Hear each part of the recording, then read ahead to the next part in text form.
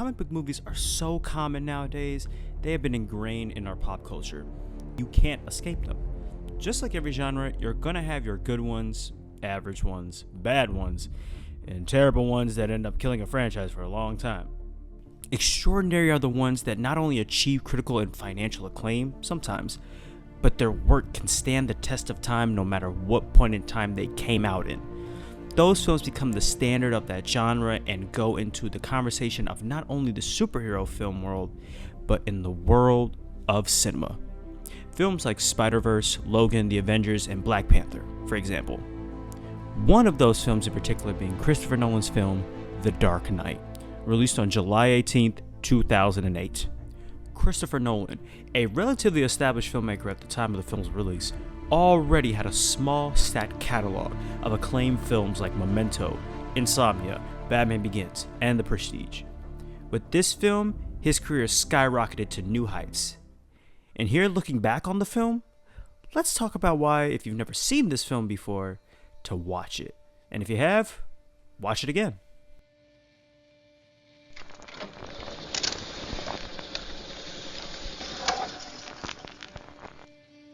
This is the very first thing that the general public talks about when it comes to The Dark Knight. So let's address the elephant in the room. Heath Ledger's posthumous, Oscar-winning performance as the Joker is regarded as one of the most extraordinary performances as a villain in all of cinema. I mean, let's face it, he is the main thing that everyone goes to when it comes to this movie. Even if you haven't watched this film, you are very much aware of the iconic "Why So Serious" line, the interrogation scene, and the famous mob bank robbery at the beginning of the film. His Joker has stayed relevant since the film's release, that he becomes the main Joker in live action that other actors who attempt the role find themselves being compared to or straight up replicate. He is even the inspiration for other villains, like in 2018's Black Panther. Michael B. Jordan credited Heath Ledger as one of his main sources of inspiration when it came to portraying Killmonger. However, to say that Ledger's Joker carries the entire movie is completely false. Yes, he stands out in the film, but I believe that the entire main cast give their 100% when it comes to their roles. Particularly, I want to point out both Gary Oldman's Commissioner Gordon and Aaron Eckhart's Harvey Dent. Oldman's Gordon gives, in my opinion, the best performance in the trilogy, where every moment with him feels like you are seeing the grounded perspective and paranoia side of Gotham's police department when it comes to their issue of corruption. Entering Eckhart's Harvey Dent, the new quote-unquote shining example of justice, taken from The Dark Knight Rises. He is the most underrated part of this movie. He should have been nominated right there with Ledger. Seeing his descent into madness and revenge, which ultimately ends with him being the very thing that he fought against, are, in my opinion, the more emotional moments of this film, and the performances that he gives it that power. Take this scene when we start seeing his corruption with him and Shiv Thomas. You wanna play games?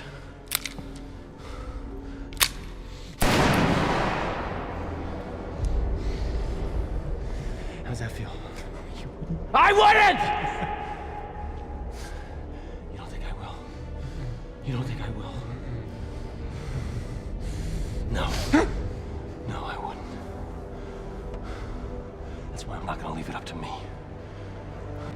Despite certain claims that Batman's role in this film is not good or overshadowed, a little overshadowed, yeah, I can agree with you there, but I believe Christian Bale as Bruce Wayne / Batman delivers a great, subtle performance compared to Ledger's more eccentric performance. Maggie Gyllenhaal as Rachel Dawes, I believe, is an upgrade from Katie Holmes as Rachel Dawes in Batman Begins. Michael Caine as Alfred still delivers a great performance, as well as Morgan Freeman as Lucius Fox. Jesus Christ, I mean, I can go on forever and ever about how each member of this star-studded cast was able to shine in their moments. It really showed how director Christopher Nolan can take these famous A-list actors and put them into this world to not just have them for the sake of having them, but make them feel like they can truly be these characters. Actors of our generation now, like Timothée Chalamet, have gone on record saying that this is the film that made him want to go into acting. So, if you want to see actors pull their heart out into a performance, The Dark Knight is the way to go.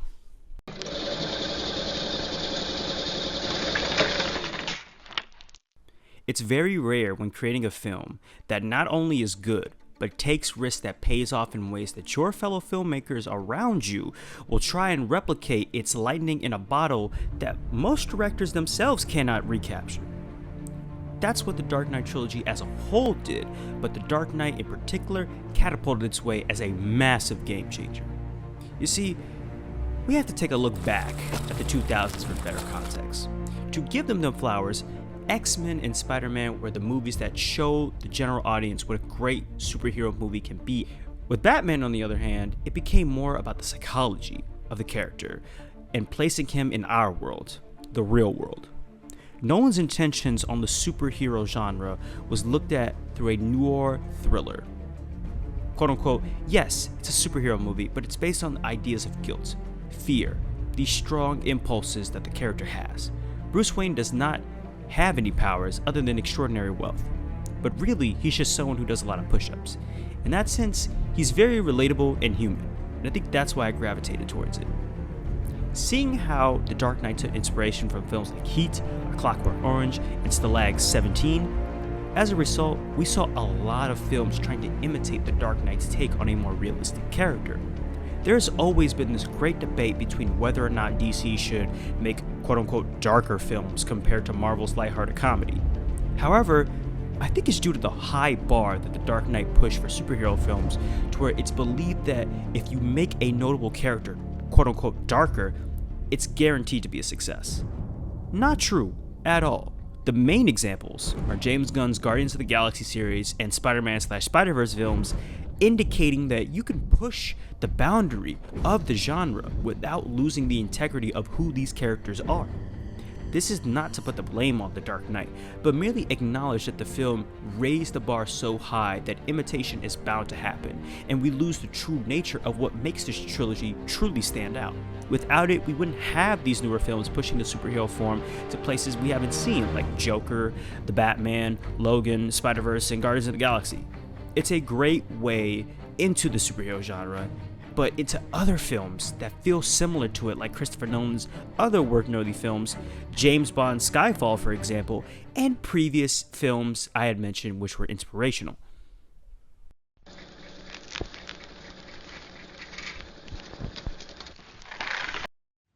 After weeks of hype, The Dark Knight has arrived in theaters near you. This was the scene at the IMAX theater last night as folks lined up to catch the midnight showing of The Dark Knight.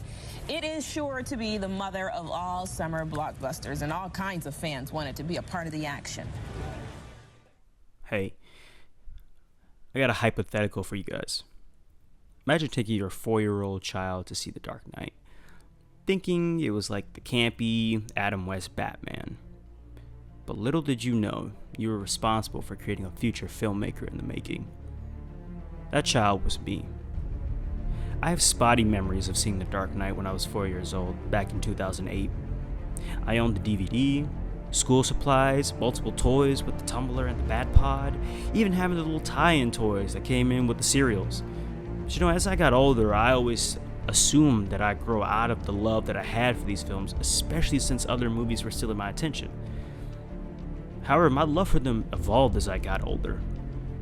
These films are a reminder to myself of what I want to aspire to make, specifically The Dark Knight. I've read the screenplays, watched it more than 1 million times where I can recite dialogue, and this is not even my first time reviewing the film. This is the main integral piece that I think every time I work on my own projects or films. This movie, this series is an integral part of who I am. I strive to be the inspiration that The Dark Knight has given me when I watch it to other future filmmakers. I strive to make the films that are boundary-pushing, genre-changing pieces of work that other filmmakers will look at and become inspired. So for The Dark Knight, it's not just a movie about its critical praise or its performance. I can go on and on about that. But the one thing that's very integral that I feel like everyone should understand is it's a part of me.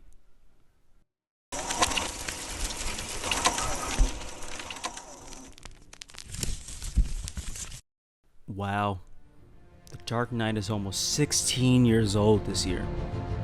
Talk about staying power. Its staying power in pop culture has never seemed to dwindle.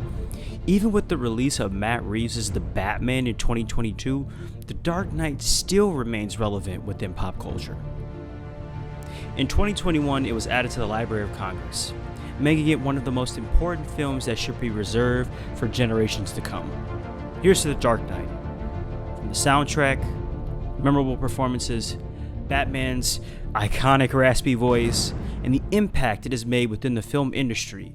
Out of all the things I mentioned here, and a lot more that I can talk about, I really hope that this made you consider watching it, and if you have already, watch it again. Trust me, watch it again. Just know, you guys are never going to beat me in the amount of times that I've watched it. But you can try.